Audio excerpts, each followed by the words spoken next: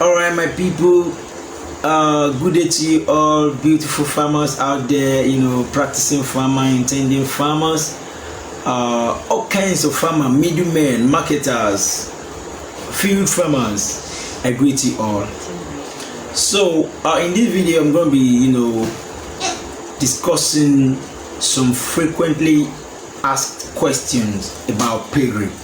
So that's what I'm going to be discussing here, and the purpose is because we've been getting questions. I've been getting questions from people, questions that cut across piggery general information, questions such as what are the requirements for pig housing, what is the ideal temperature range for pigs, common disease affecting pigs, how can disease be prevented. So much of those questions we've been getting from people, and in this video we are going to be addressing those questions. So sit back, relax, and enjoy and learn from this video. So I have taken time to categorize the questions into general information, into breeding and reproduction, into health and nutrition, into housing and management, into disease prevention and control, and also marketing and economics. So starting from health. Yes, let's start from health now.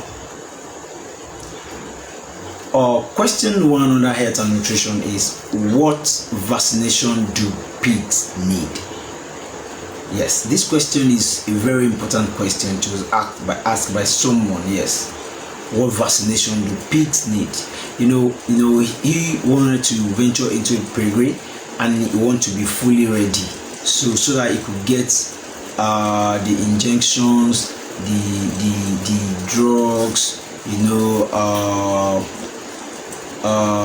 even if it is going to be a veterinary doctor, he wants to get ready. At times, when you need to treat one of your pigs and the veterinary doctor is not close by, you need a quick treatment. You need like a first aid that you can quickly give to the pig before the arrival of a veterinary doctor.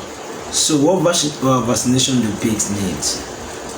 The common vaccination includes those that are against diseases like swine influenza, erysipelas, and leptospirosis. So those are the vaccination you're going to be needing for your piggery. Just get set for that. The next question says, what is the ideal diet for pigs? What is the ideal diet for pigs? Now, a balanced diet that is consisting of energy source. An example is grain, you get. Protein source, that is soya bean meal, and vitamin and minerals, you get. Now, the ideal diet for pig, from the food you're giving them, from their feeding, it should be a balanced diet that consists of energy sources. That is 1, energy sources. 2, protein sources. 3, vitamins and minerals. You get. An example of food that consists of energy is grain. Then protein source, the soya bean meal. Then you need vitamins and mineral as well. The question 3. So the next question is, how much water do pigs need? How much water do pigs need? Can the water be too much? Can there be short? Could it be a shortage, or those questions? You actually need to get it right again. So our advice, talking about water supply now, those that actually depend on age. Things like the age, things like the size of the pig, and things like the climate. For example, in dry season, you realize that you want to take water as human. You want to take water as often as possible. That is when you see the hawkers of bottled water, of minerals, all sorts of flavors of minerals. It is during the dry season they have much sales because human beings need more water. Same thing applies to pig. In dry season they need more water. In fact, water dries quickly because of the temperature. Now, talking about housing and management. Question 1. What are the requirements for pig housing? What are the requirements of pig housing?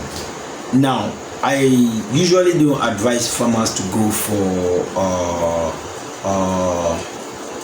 merging all your pigs together in one pen. I prefer individual pen, where you separate a sow, a pregnant sow, piglets, a nursing mother, where you have to separate them. I prefer that. So talking about the housing requirement now, the space, let's talk about, say 8 to 12 square feet. You get 8 to 12 square. Then ensure there is ventilation. Ensure there is ventilation. Ventilation. Then ensure that the pen is structured in such a way that it will control the temperature, like you can control temperature, and it will be, sanitation will be very easy for you. Then how often should pig's pen be cleaned? How often should it be cleaned? You see, a pig pen should be cleaned daily, and disinfection are recommended.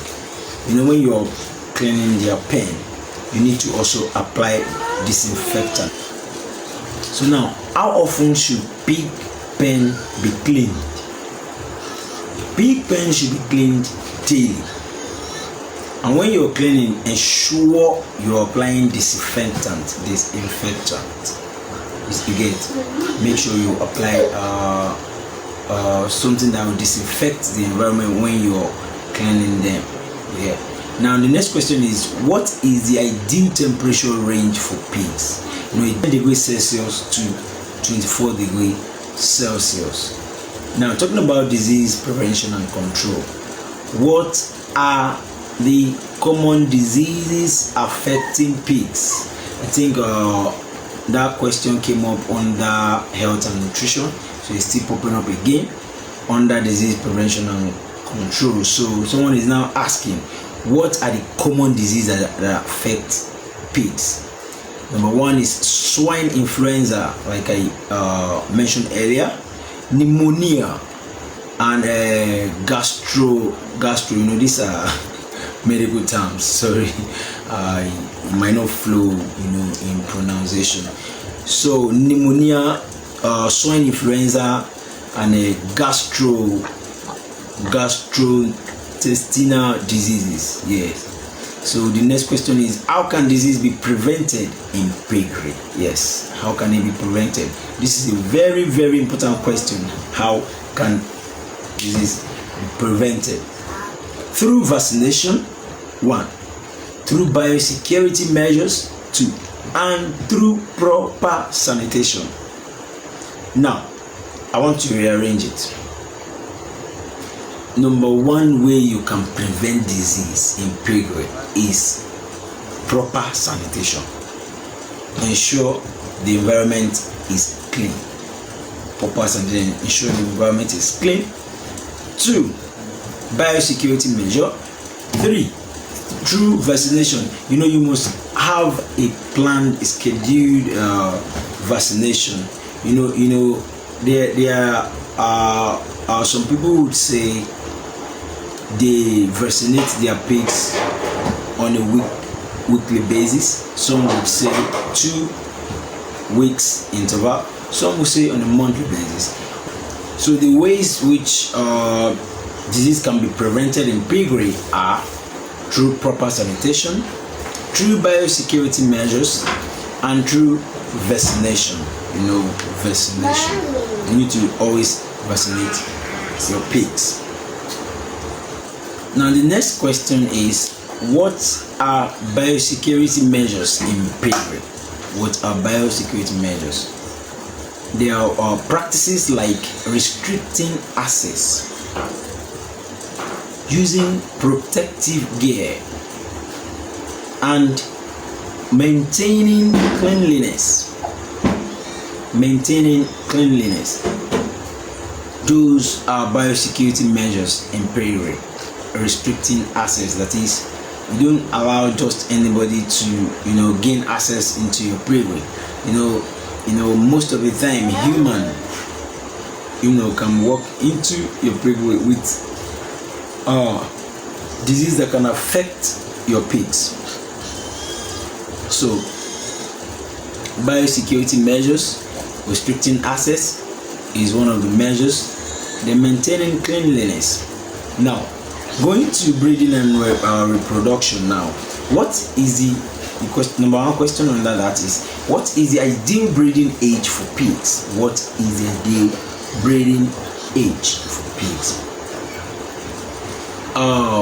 Female pigs are typically bred between 8 to 12 months.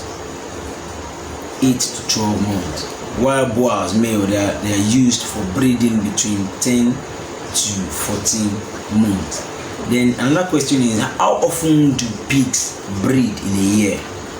How often do pigs breed in a year? Female pigs can breed twice a year. Yes, with an average of litter size of 8 to 12 piglets.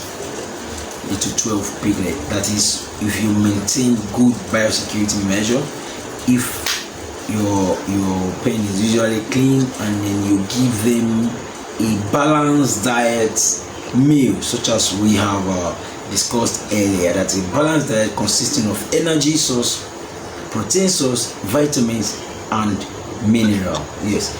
So another question now is, what is the gestation period for pigs? Approximately 114 days. Now going to general information, intentionally put this at the end, towards the end, because people will be like, wow, what sort of question is it? But people are still asking, what is piggery? Piggery, also known as a pig farming or swine product, is like practice of raising and breeding pigs for meat. You get breeding pigs for meat, research or product. What do I mean? Breeding pigs for meat, I mean to say, not meat, for meat. Okay. So the next question under general information is, what is piggery? Yes, it will amaze you that people still ask the question, what is piggery? Yes, I'm happy to answer the question. Piggery is also known as pig farming. Yes, so it is the practice of raising and breeding pigs for meat, for research, or other products. So you get for meat, that is, raise them for meat, normal. For research, such as you want to do a research on whether a pig is related with warthog, comparing their skin, comparing their teeth, all those things for research. Then for other products, some people raise pigs for other products, such they use it for beef. You get for beef. So okay, we've talked about breeding and reproduction. So our next, under marketing and economics. Now the question is, or the next question we have under that is, what are the market options for pig farmers? What are the market options for pig farmers? The market option includes selling to slaughterhouse, selling to processors, or selling directly to consumers. Yes. So how you now locate or identify your customers, depends on you. You can decide to identify or locate your customer online or offline. Yeah, online, offline. Selling to slaughterhouse. You can meet them online, you can meet them offline. Processors directly to consumers. Now, how profitable is piggery? Profitability now depends on factors like production cost, market demand, and management efficiency. You get how profitable is piggery.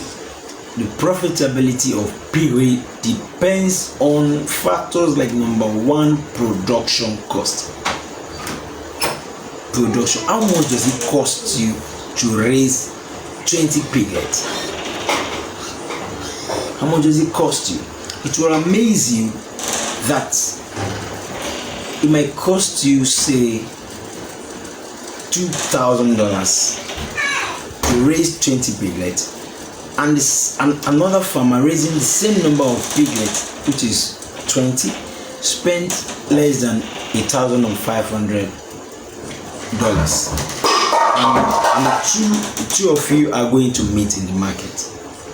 So he's going to sell, he's going to make more profit than you because you incurred more expenses into raising your pigs. Market demand, talking about the factors that could determine your profitability. Market demand, if there is demand for your market, it will influence the price, to influence the profit.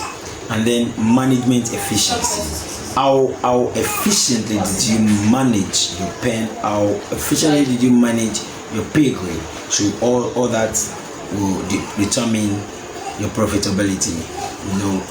If you manage it well, you're going to have more piglets, and having more piglets result into more profit.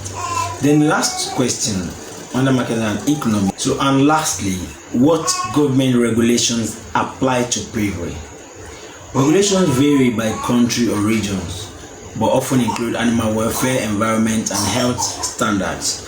Even in some countries, you might not even need a government permissions or